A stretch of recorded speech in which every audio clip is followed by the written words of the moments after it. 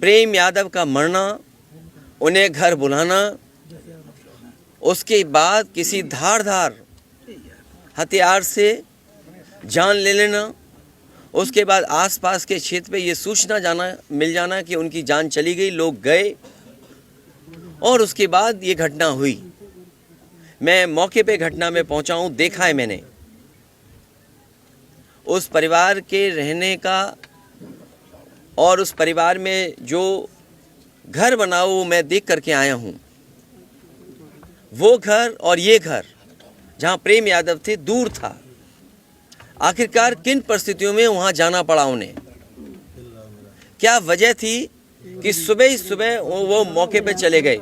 अगर किसी की नीयत मंशा ये थी कि उसे हमला करना है, या उसकी नीयत और मंशा ये होती कि उस पर हमला होगा, तो वो तैयारी से जाता, किसी भरोसे के साथ, और अपनी मोटरसाइकिल से यहाँ से वहाँ प्रेम यादव पहुँचे। उसके बाद उनकी जान ले ली गई। मैं यही कहना चाहता हूँ इस मौके पर, मुख्यमंत्री जी का गृह जनपद है, मंडल मत बोलिए, क्योंकि दूसरा जिला, बगल का जिला भी घर मानते हैं। देवरिया, गोरखपुर, कुशीनगर, महाराजगंज, वो अपने आप को दावा करते हैं कि वो घर है उनका, और जनता ने वोट भी दिया उन्हें। लेकिन जीरो टॉलरेंस वाले लोग इस तरह की भेदभाव फैलाएंगे, इस तरह की घटना होने देंगे,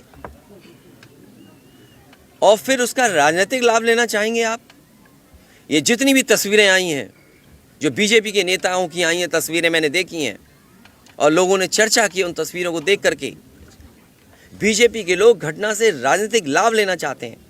मैं उन्हीं बीजेपी के नेताओं से पूछना चाहता हूं कि जिस समय विकास दुबे उसकी गाड़ी पलटा करके इनकाउंटर किया था, तो क्या उसके परिवार के लोगों से आपने गले लगाया था? गले मिलने गए थे आप?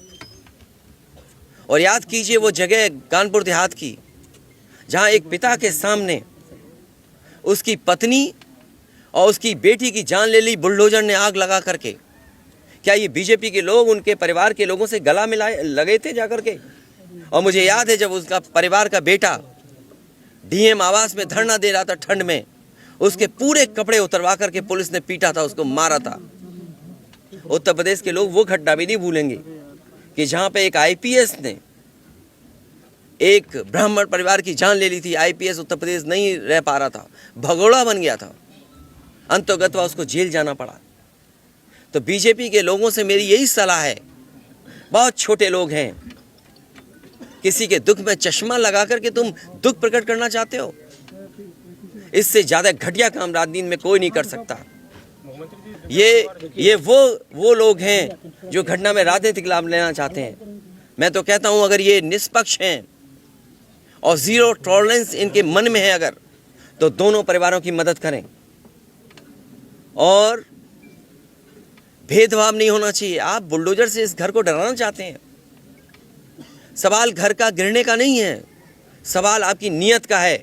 और आपने अपने फैसले में ये स्वीकार कर लिया है कि आपके अधिकारी गलत थे, और गलत अधिकारियों अगर नहीं थे वो अधिकारी गलत, तो बताइए आपको 20 अधिकारियों को सस्पेंड करना पड़ा, जो अधिकारी यहाँ रह भी नहीं रहे हैं, कभी नौकरी किए थे। आपने बड़े अधिकारी क्यों छोड़ दिए? आपने क्या उनकी जिम्मेदारी नहीं बनती? अगर आपको ये महसूस हो रहा था कि छोटे अधिकारियों के कारण ही ये ज़मीन इस तरह के विवाद बढ़ा है, तो आपने बड़े अधिकारियों को क्यों छोड़ दिया? आपकी जीरो टॉलरेंस की पॉलिसी कहाँ चली गई? और फिर आप इस घटना से राजनीतिक लाभ लेना चाहते हो। आप सवाल ये नहीं है कि एक समुदाय किस जाति बिरादरी का है, दूसरा समुदाय किस जाति बिरादरी का है। सबसे बड़ा सवाल है इस सरकार में इन लोगों की जान गई है, और आपकी जीरो टॉलरेंस की पॉलिसी से उन परिवारों के सदस्यों की जान नहीं आने वाली। और ये जो डर दिखा करके आप डरना चाहते हो, जब जनता खड़ी हो जाती है, जनता की ताकत के सामने सरकार की ताकत टिक नहीं सकती। सरकार की ताकत कुछ भी नहीं है जनता की ताकत के सामने। आज इस परिवार के और सदस्यों पे आप अन्याय कर रहे हैं। एफआईआर लिखने का तरीका क्या उंगली नहीं उठाता? और मैं तो पत्रकार साथियों से कहूँगा कि आप में से कुछ लोग कानून की जानकारी रखते हैं, कानून को समझते हैं, क्योंकि इतना अनुभव आपको हो गया है घटनाओं को देखते हुए और अधिकारियों से बात करते हुए, आप समझते होंगे। सोचिए, परिवार एफआईआर नहीं लिखा पा रहा है, क्या उसकी पत्नी की एफआईआर नहीं लिखनी चाहिए थी? और सो मोटो लेकर के स्वयं सरकार को या निष्पक्ष होकर के क्या पहली घटना पे एफआईआर नहीं दर्ज होनी थी? आपने जो प्रेम यादव की जान गई उसमें एफआईआर किससे दर्ज कराई? सुनने में आ रहा है कि आपने जानबूझ करके डरा के धमका के और खाली पन्ने पे दस्तखत करा करके आपने एफआईआर लिखी है, और एफआईआर ऐसी लिखी है कि वो एफआईआर टिक ही नहीं सकती। जो मरने वाले लोग हैं उनको आपने नाम दर्ज किया है उनका, और दूसरी तरफ से कोई यहाँ का है, कोई वहाँ का है, न जाने कहाँ कहाँ के से लोग हैं, उनके नाम डलवा दिए। क्या आपने नाम नहीं डाले उनके गलत? जो यहाँ गांव में रहने वाले लोग हैं, निर्दोष लोग हैं, क्या उनके नाम नहीं डाल दिए आपने? अभी महिलाएं मिली उनके परिवार की, क्या उनके पतियों का क्या दोष था या उनके रिश्तेदारों का क्या दोष था? अगर कोई रिश्तेदार दूसरी जगह रह रहा है, वहाँ भी पुलिस जाकर के तांडव मचा रही है, आतंक मचा रही है। क्या ये जनता को नहीं दिखाई दे रहा? और फिर जब चुनाव होता है तो आप दूसरे तरह की पुलिस लगाते हो। ये घटना आ गई तो आप दूसरे तरह की पुलिस लगाते हो। क्या हमें आंखों से नहीं दिखाई दे रहा आपकी नीयत? मासूम बच्चों की जो हत्या हुई उस पर क्या कहना है? देखिए, मैं डीएम के स्टेटमेंट को मैं मानता हूँ। डीएम ने जो बात कही कि रिटेलिएशन में वो घटना हुई, और उस समय किसके मन में, किसके दिमाग में क्या था, किस वजह से अंधकार छा गया, और फिर उस घटना की वजह से घटना हुई है। और घटना वो भी गलत है, घटना ये भी गलत है। अगर ये सवाल आप पूछते हैं मासूमों के लिए, मासूमों की कभी जान नहीं जाती। अगर प्रेम यादव की जान न गई होती तो, प्रेम यादव की जान नहीं जाती तो किसी मासूम किसी की जान नहीं जाती। आखिरकार सरकार क्यों इस बात को छिपाना चाहती है कि प्रेम यादव को बुला करके मारा, और किसने मारा, धारदार से कैसे मारा? और यही नहीं, आप बताइए, सुल्तानपुर में क्या एक ब्राह्मण डॉक्टर को ड्रिल से नहीं मार दिया? ड्रिल से, क्या ड्रिल से नहीं मारा? क्या उनके परिवार के बच्चों को आपने गले लगाया? क्या उनके परिवार के सदस्य अस्पताल मिलने गए? क्या आपने सोशल मीडिया के लिए वो तस्वीरें खिंचवाई कि उनसे गले मिलते हुए तस्वीर खिंचा लें? मैं जानता हूँ दुख किसी के जाने का, किसी के खोने का। आज हम जरूर इस परिवार के साथ हैं या और लोग हैं, लेकिन जब वो अकेले बैठेंगे, कभी याद आएगी उनके परिवार के सदस्य की, तो उन पर क्या गुजरेगी? सोचिए आप। यहाँ बेटियां उसकी छोटी छोटी, तो क्या बुलडोजर चलेगा? ये जनता रोक देगी बुलडोजर को। और सवाल ये नहीं है, सवाल ये नहीं है। एक मिनट रुक जाइए ना। सवाल, अरे भाई, मैं बैठा हूँ, मैं बात करूंगा। ये जो बुलडोजर चलाने की भाषा है, जो बुलडोजर चलाने की संस्कृति है, ये मत समझिए बुलडोजर में दिमाग नहीं होता है। अगर बुलडोजर न्याय देने लगा तो अगली सरकार भी यही करेगी। इसलिए मैं सोचता हूँ कि अगर आप योगी हैं, योगी की परिभाषा यही है, दूसरे का दुख अपना दुख समझें। आप अपना गिराते हैं तो मुआवजा लेते हैं। आपकी किसी की हिम्मत हो अगर ये बात की कि उन्होंने अपनी बिल्डिंग गिराई और कितने करोड़ मुआवजा उठाया, अगर आप इसे बुलडोजर चलाना चाहते हो तो उतना ही मुआवजा देना जितना मुआवजा आपने खुद लिया है सरकार से। देवेश परिवार से मिलने गए, वहाँ एक भी सदस्य नहीं। कोई बात नहीं, देखिए मेरी जिम्मेदारी ये है। देखिए मैं जानता हूँ और ये बात आप भी जानते हो, और जब मैं पहुँचा हूँ तो मैंने वो बाइट भी सुनी है। एक चैनल के माध्यम से कुछ खबर आई, हालांकि मैं सिग्नल या उसके नेटवर्क ना आने की वजह से मैं नहीं सुन पाया। जो बात मुझे समझ में आई कि वो परिवार नहीं मिलना चाहता है, ये उसकी भावना है, और उसको उसकी बेटे की भावना नहीं हो सकता हो। कुछ ऐसे नेता हैं जो उसको समझा रहे होंगे कि तुम मत मिलना, तुम उनको नीचा दिखा दो, अपमानित कर दो। सवाल ये नहीं, हम किसी के भी दुख में शामिल होने आए हैं। इसीलिए मैंने कहा, आपने जब बुलडोजर से किसी की माँ और बेटी को जला दिया गया और बुलडोजर चल गया, आप उस परिवार के उस बेटे से मिलने नहीं गए। उस बेटे को इस सरकार ने ठंड में नंगा किया था। अरे हम तो कहते हैं उस बेटे से तुम क्यों नहीं गला मिलते हो जाकर के, क्यों नहीं मिलते जाके सरकार?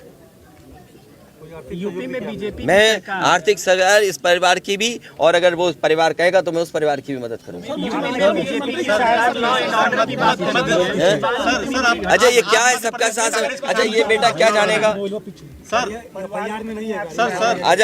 अच्छा ये बताइए, गाड़ी उठा ले गए, ये परिवार चाहता था कि हमें चाय पिला दे, हम इसके घर आए, आप बताइए, चीनी, चाय की पत्ती से लेकर कोई सामान नहीं ला सकते, पानी नहीं ला सकते। अरे किस बात के लिए सुरक्षा है? सुरक्षा तो इस बात की इनकी जान की सुरक्षा होनी है। अगर इनको कोई ज़रूरत है तो सुरक्षित होकर के जाएं बाज़ार और सुरक्षित होकर के बाज़ार से लौट के आ जाएं। ये इसका मतलब सुरक्षा है। सुरक्षा का मतलब ये थोड़ी कि घर को, परिवार को कैद कर दो, गाड़ी उठा ले जाओ, यहाँ से सामान ले जाओ।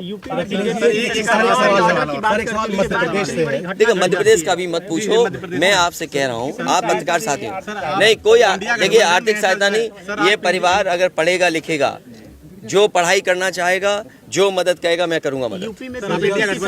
इस परिवार की हम मदद करेंगे और मैं सरकार से कहूँगा कि अगर वो सरकार मदद करती है तो दोनों परिवार की मदद करें। सर, जो इंडिया गठबंधन में मध्य प्रदेश में समाजवादी कांग्रेस और सरकार की तरफ से ये कहा जा रहा है कि न्याय हो रहा है, मगर यहाँ साफ-साफ दिख रहा है देखिए, जातिवाद हो रहा है। इसको किस तरीके से देखते हैं? देखिए इसीलिए मैंने कहा, देखिए योगी की सबसे बड़ी परिभाषा यही है, जो दूसरे का दुख अपना दुख समझे। मुख्यमंत्री जी को किसी के साथ भेदभाव नहीं करना चाहिए अगर वो मुख्यमंत्री उत्तर प्रदेश के हैं, और किसी भी घटना से राजनीतिक लाभ नहीं लेना चाहिए।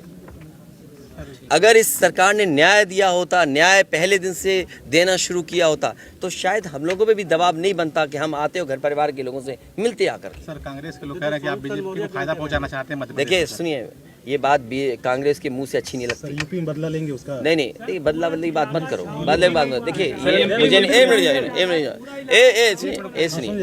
ये विषय इसलिए मैं नहीं उठाना चाहता हूँ कि ये हमारे लिए देवरिया कांड बड़ा विषय है और न्याय में संतुलन हो, न्याय में संतुलन हो, ये सरकार की जिम्मेदारी है। देवरिया कांड मैंने पहले से कहा, ये समाज के लिए और मनोविज्ञान के लिए ये बड़ी चीज़ है कि आप समझें कि अगर एक परिवार के साथ घटना होती है तो दूसरे परिवार का मनोविज्ञान क्या होता होगा। और ये डीएम ने खुद कहा कि ये रिटेलिएशन में घटना हुई है, और फिर शासन प्रशासन के लिए और न्याय के लिए ये बड़ी जिम्मेदारी है। भाई शासन प्रशासन और न्यायालय के लिए क्या मामूली बात है? आज तक पता नहीं है कि घटना कैसे हुई। पहली, प्रेम यादव को किसने बुलाया, प्रेम यादव वहाँ कैसे पहुँच गए मोटरसाइकिल से, उन्होंने कभी ज़मीन ली, उनका भाई बेच रहा है। अब परिवार की बातें क्या मैं बोलूँगा जो मैं जानता हूँ या आप जो जानते हैं, कि भाई परिवार जो था अगर ज़मीन बेच रहा है, एक भाई ने बेच दी ज़मीन, इन बातों को मैं कहूँ क्या? वो परिवार अपने भाइयों के साथ कैसा व्यवहार करता था, ये बातें मैं कहूँगा क्या? ये सब आप जानते हो। इसलिए मैं आपसे भी उम्मीद करता हूँ लोकतंत्र तभी मजबूत होगा जब न्याय मिलेगा, और न्याय की भावना होती सरकार की तो खेतों में इतना कार्यकर्ता नेता नहीं दिखाई देता। ये जनता खेतों में नहीं दिखाई देती। सर, शिवपाल यादव जी कह रहे हैं और जो अगर आप साथ लड़ते चुनाव तो फायदा होता दोनों लोगों को। अरे भाई, कांग्रेस ने मध्य प्रदेश में पत्रकार भाइयों, उन्हें ऐसे सवाल मत पूछो जिनका जवाब हमें भी देना पड़े। और जो बात आप कह रहे हो ना कांग्रेस की और सरकार की और जाने क्या क्या, किस नेता ने कहा? कांग्रेस ने किस नेता ने कहा है? किस नेता ने कहा कांग्रेस के? एक मिनट जाइए, किस नेता ने कहा? नाम बताओ ना। नेताओं ने कहा। अरे नेता को एक नाम बताओगे? नेता किसने कहा? बीजेपी देश बर्बाद कर रही है, वोट नहीं डाल पाएंगे आप। आज तो आप लिए यूट्यूब लिए घूम रहे हैं, बीजेपी दोबारा आ गई तो फिर समझ लेना बीजेपी का यूट्यूब होगा, नेटवर्क भी बीजेपी का होगा।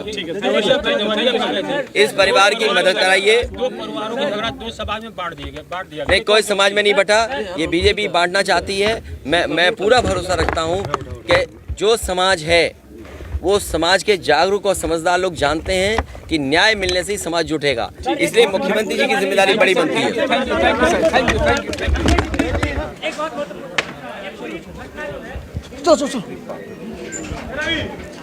तो देखिए, अखिलेश यादव की प्रेस कॉन्फ्रेंस यहाँ पे ख़त्म हो गई और अखिलेश जी प्रेस कॉन्फ्रेंस करके अब यहाँ से निकल रहे हैं। उन्होंने साफ कहा कि दोनों परिवारों को न्याय मिलना चाहिए, मगर जातिवाद बीजेपी यहाँ पे कर रही है। बीजेपी जिस तरीके से यहाँ पे जातिवाद कर रही है, मुख्यमंत्री का बगल का क्षेत्र है, सबका साथ सबका विकास की बात करते हैं, मगर कैसे करते हैं वो ज़मीन पर तो दिखना चाहिए। अखिलेश जी का ये आरोप है। तो आइए, और भी लोग हैं यहाँ पर, उन लोगों से भी हम बात करेंगे, समझेंगे, जानेंगे किस तरीके से यहाँ की स्थितियाँ हैं, परिस्थितियाँ हैं, यहाँ के जो ग्रामीण हैं वो क्या सोच रहे हैं, क्या देख रहे हैं, तमाम चीज़ हम बात करेंगे।